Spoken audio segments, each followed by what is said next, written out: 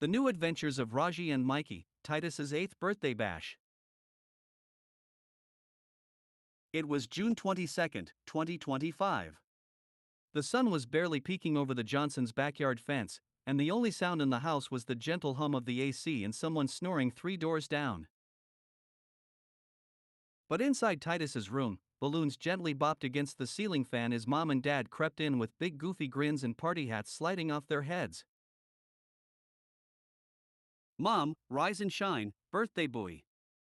Dad, wake up, young man. You're officially 8.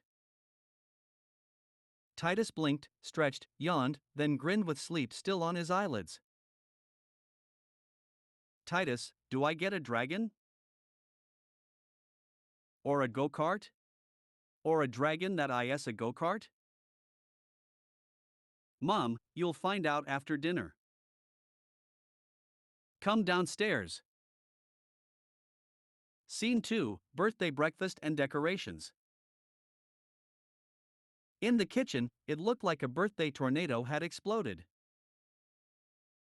Streamers hanging from every cabinet, a massive blue cake on the counter that said Level 8 unlocked.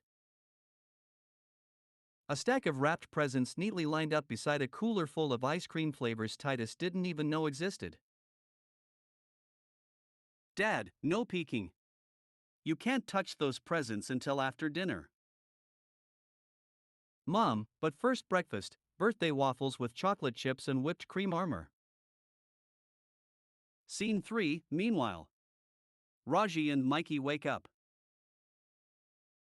Raji stumbled into the kitchen, rubbing his eyes, wearing socks that didn't match and suspicion in his tone. Raji, why the kitchen smell like a party I wasn't invited to?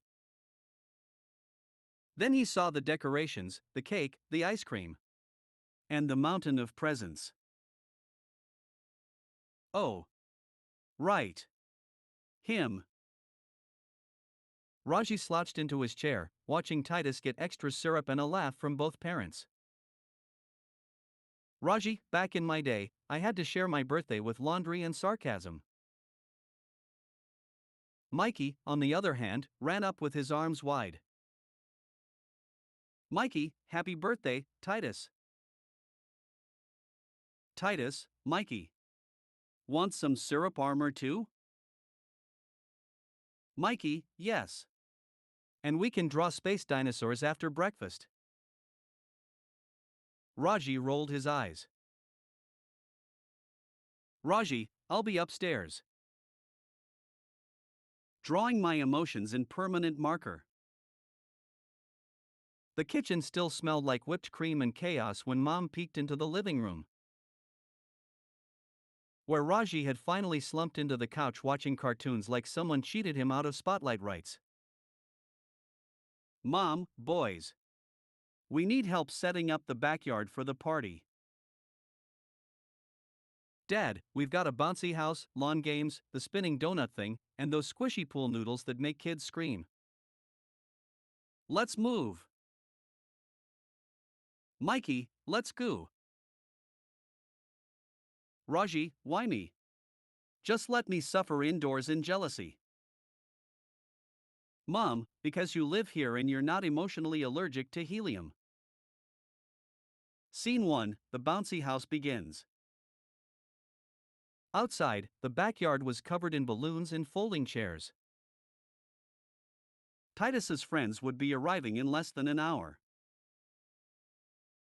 Dad, Raji, you're in charge of inflating and anchoring the bouncy house. Mikey, you're on pool noodle and beanbag duty. Mikey, this is my Avengers level mission. Meanwhile, Raji rolled his eyes and kicked open the bouncy house bag. He found the instructions, which had 2 words he hated most. Read carefully. Raji, this can't be that hard. Plug it in, let the wind do the work, boom. Giant pillow. But instead of anchoring it down, he skipped steps 3 through 7. Scene 2, the inflated disaster. 10 minutes later, the bouncy house was fully inflated. And slightly sideways. And trembling.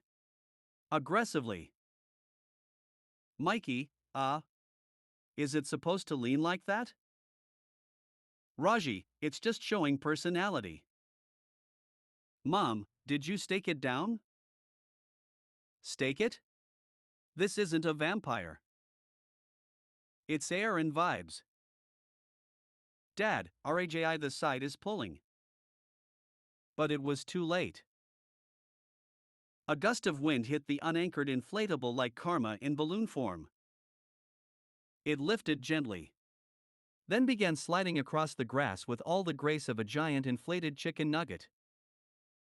Raji, NOP, someone grab it. Mikey, why is it moving like it's late for a meeting? Scene 3, Damage Control.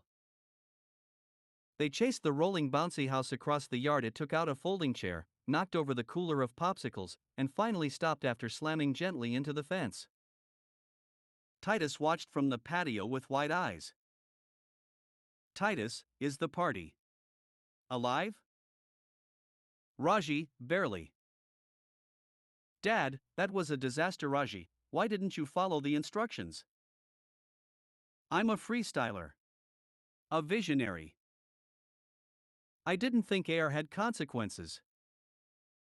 Scene 4, Cleanup and Clarity. Raji sat on the patio, sweaty and deflated like the bouncy house's confidence. Mikey came over and handed him a juice box. Mikey, at least it didn't hit a power line. Raji, I was just mad about the waffles. I didn't mean to go full natural disaster. Mikey, well, now you can't complain. You became the chaos. Great.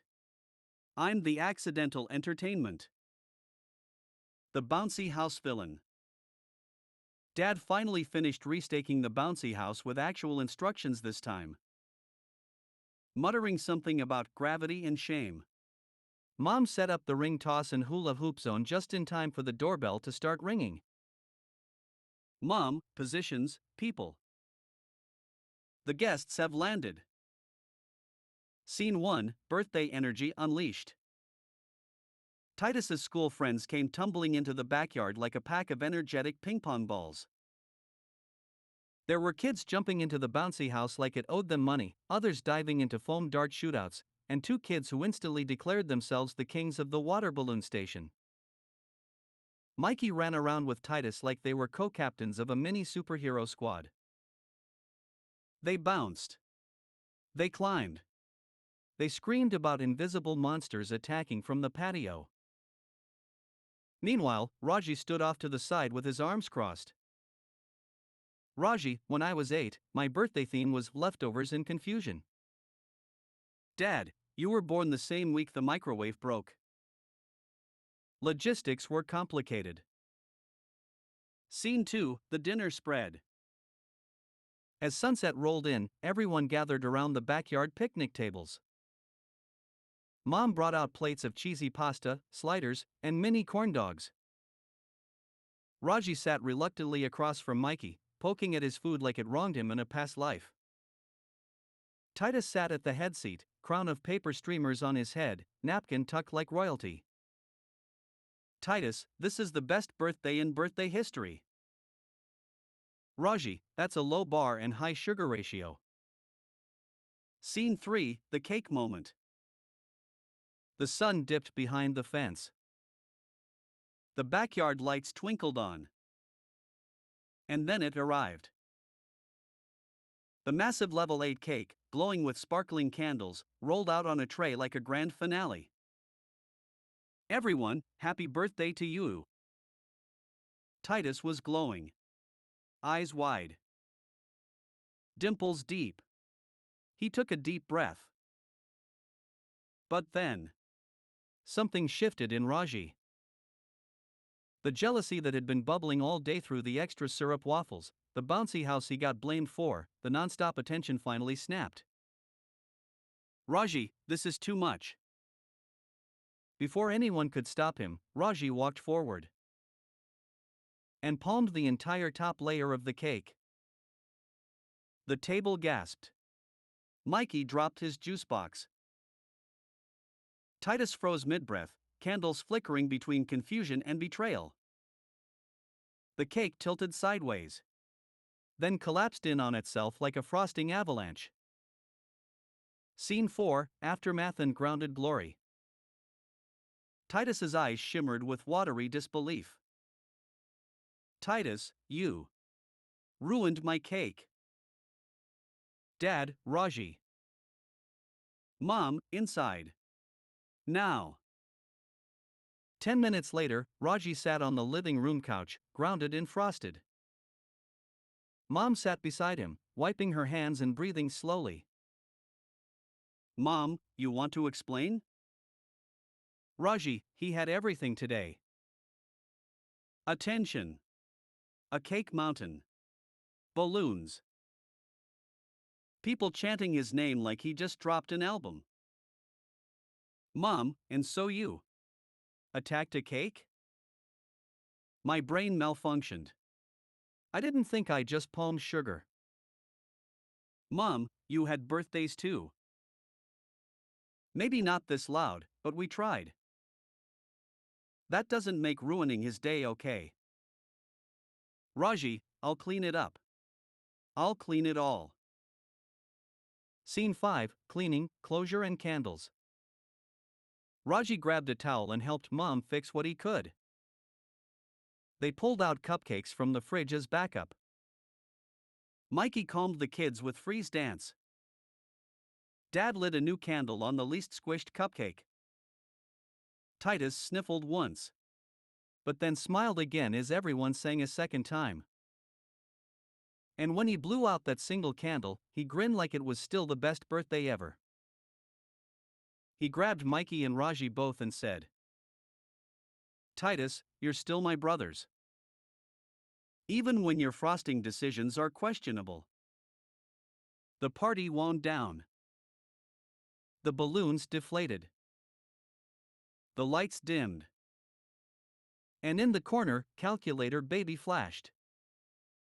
Level 8, complete.